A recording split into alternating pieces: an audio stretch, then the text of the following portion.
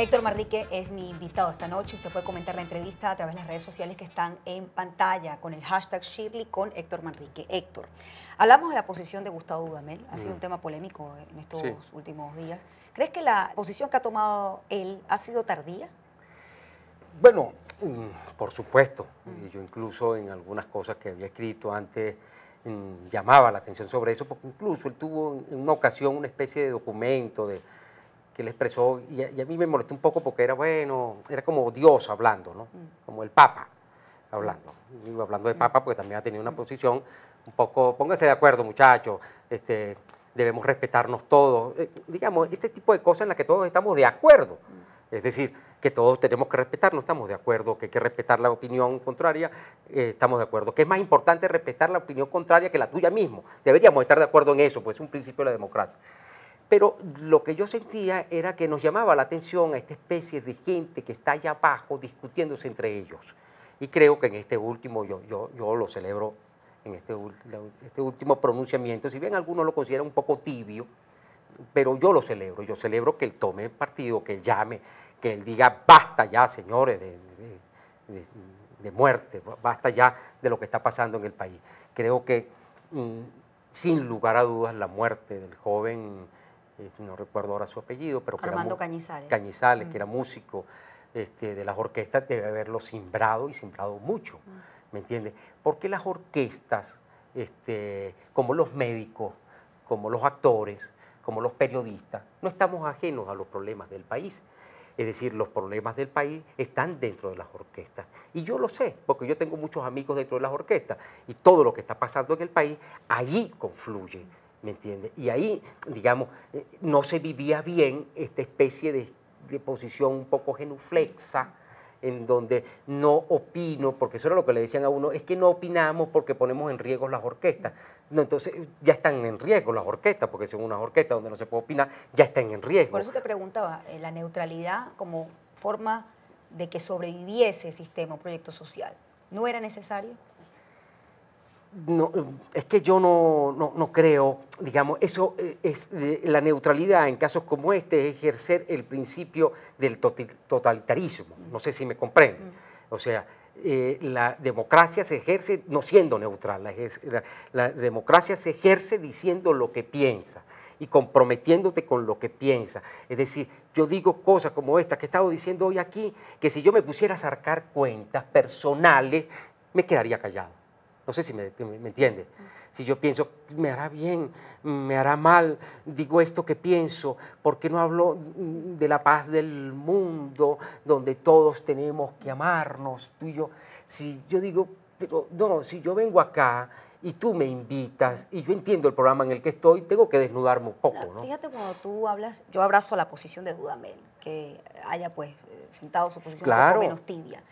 Es importante hablar de eso porque después de todo esto vendrá en algún momento la reconciliación del país. ¿Crees que el gremio artístico puede ser un factor fundamental en esa reconciliación o va a ser difícil porque también es un gremio que está muy polarizado?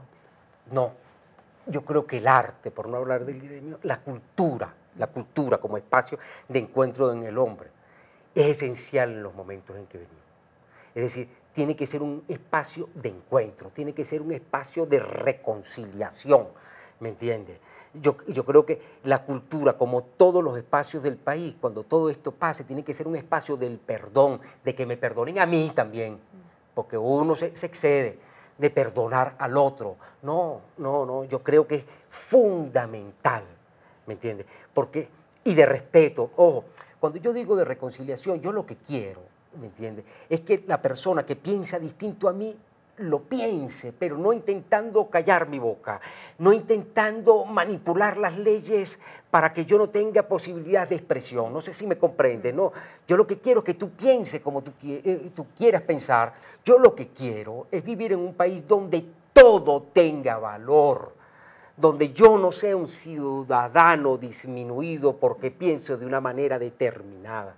¿Me entiendes? Que yo, digamos, yo quiero un país donde la gente no tenga miedo de decir lo que piensa, ¿me entiendes?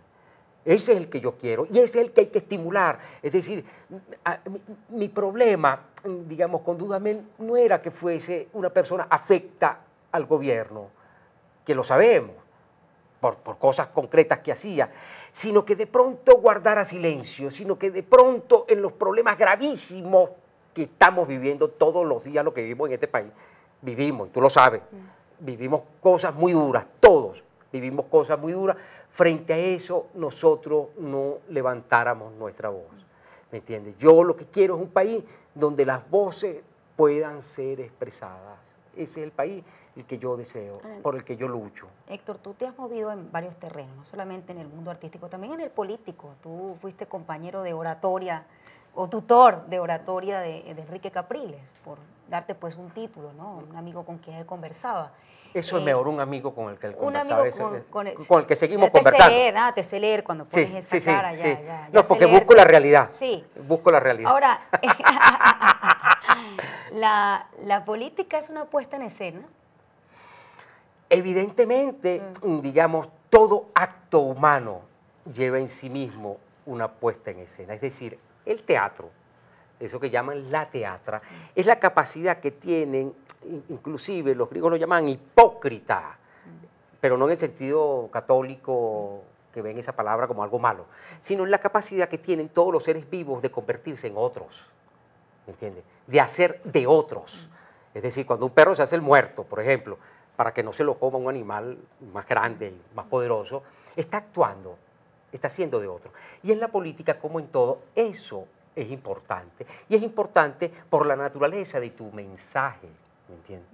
Ahora, la diferencia entre lo político y lo artístico es que cuando yo me paro en el escenario, yo hago de otro. Yo hago, por ejemplo, tú lo decías hace un momento, de Edmundo Chirino. No.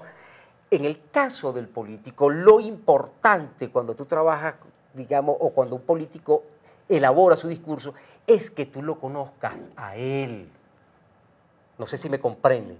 Que tú logres entender quién es esa persona, digamos, concretamente, si esa persona llora, si esa persona te hace reír, pero que sea a partir de lo que él realmente es. Porque si no, digamos, un político que miente es una cosa terrible. Es una cosa terrible para el ciudadano. Yo prefiero en ese sentido un político que tú lo ves que se equivoca, ¿me entiendes? Y que tú lo descubres genuinamente quién es él. Y en ese sentido tienes razón, yo acompañé a una persona que es mi amigo, con el que conversaba mucho, porque viajamos por todo el país durante las campañas con Chávez, después con Maduro. Incluso yo empecé a acompañarlo en ese recorrido, es Enrique. Y puedo decirlo, y te lo digo hoy aquí, viendo el día a día de Enrique, que me siento orgulloso de él como venezolano. Cuando yo he visto a Enrique en la primera línea, o sea, siendo coherente con él mismo, ¿me entiendes? Cuando lo oigo hablar, cuando ayer lo veía llorar en una transmisión que él hacía, yo, la verdad que yo tengo que decir, oye, qué maravillosa es ese invento del ser humano que es la amistad. ¿Cómo llegó él a ti y qué Capriles salió después de esas conversaciones que ustedes tenían? Yo creo que no salió nadie distinto, ¿no? Creo que, fíjate tú, lo que nosotros fundamentalmente hacíamos era conversar del país posible, del sueño del país que queremos. De eso era lo que fundamentalmente él y yo conversábamos. De cómo intentar traducir lo más claramente posible ese país que él tiene en la cabeza, pero que además lo tiene en su accionar, porque no estamos hablando de un político que no ha hecho carrera de político, no, ha sido diputado, fue alcalde, fue gobernador, entonces con él lo que hacíamos era fundamentalmente hablar el país. Por eso, yo creo que yo aprendí mucho, yo creo que yo aprendí mucho, yo creo que ahí quien más aprendió fui yo. ¿Qué aprendiste de la política? Oye, el compromiso de algunas personas genuino por hacer un país mejor, ¿me entiendes? El ver cómo alguien dejaba su vida. Yo creo que algún día eso se va a valorar, ¿no? Como una persona, digamos, ha hecho su postulado y como una especie de apostolado de vida, el intentar lograr que los sueños de bienestar de los demás se hagan posibles. Porque a nadie se le escapa que, por ejemplo, en el caso de un señor como Capriles, él pudo haber tenido una vida muchísimo más cómoda. De menos sinsabores. Exacto. Y tiene una vida desde el sacrificio. Y eso es algo muy valioso. Para Héctor es algo muy valioso. Te hago una pregunta, Héctor. Tú al principio del programa me decías, y además es algo muy común en el artista, siempre estar en la acera de enfrente, ser muy contestatario, vigilar el poder, criticarlo.